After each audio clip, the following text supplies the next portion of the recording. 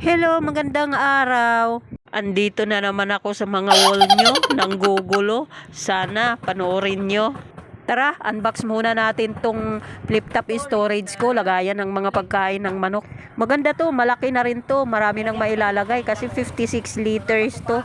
Pagkain ng manok, dito ko ilalagay para may takip siya, tapos nakalagay siya sa safe, bibili, aamagi.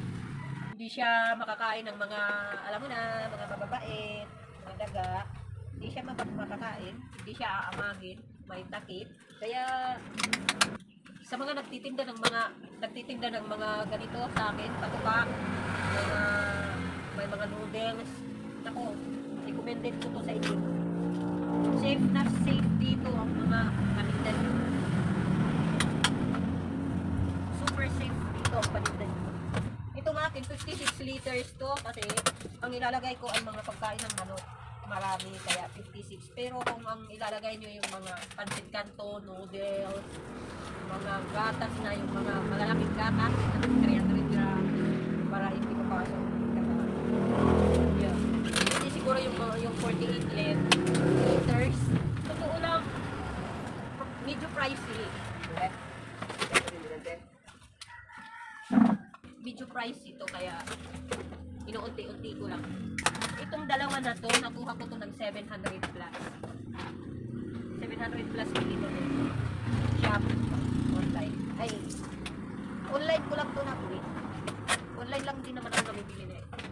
Bali pang-apat na to. Meron na akong dalawa doon. Nilagyan ko na tinda. Ito yung, pwede rin sa bigasan to. Pwede rin sa bigas to. Safe kasi siya sa ano, tingnan mo. Safe talaga siya sa mga daga. Oh.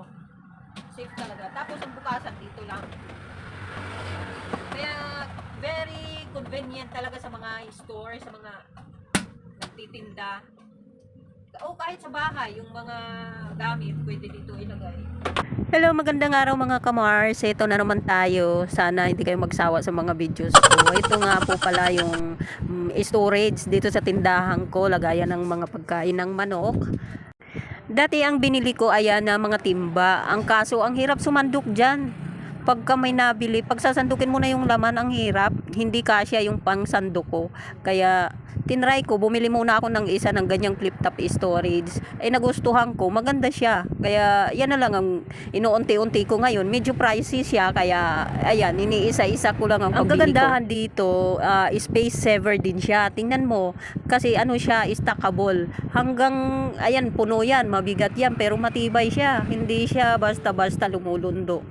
Isa pa dyan, pinakamaganda, hindi siya aanayin. As in, matibay siya. Gaya ng mga Durabox natin, di ba? Ang tagal. Yung Durabox ko nga dun hindi ko pa pinapanganak si Pia. Ngayon, nandyan pa rin. Napakatibay ng mga ganyang klaseng plastic, diba? Stackable siya, may takip. Tapos lalagyan mo na lang ng label. O saan ka pa, transparent. Kitang-kita agad ng customer kung anong hinahanap nila, di ba? At saka nandyan na ang presyo, pwede mo idikit. Kaya convenient talaga sa store yung mga ganitong klaseng gamit. Tapos yung mga tindahan na nangungupahan, gaya ko, kung sakaling lilipat na kayo ng ibang pwesto, bubuhatin nyo na lang. Hindi nyo na kailangan magtanggal ng pako. Yung mga iba na gaya ng kahoy na ginagawa, kailangan pang ipako. Ito hindi na, bubuhatin mo na lang. Kaya saan ka pa? Ganda nitong product na ganito sa tindahan. O siya, kung gusto nyo rin, lagay ko na lang sa comment section ang link or sa yellow basket.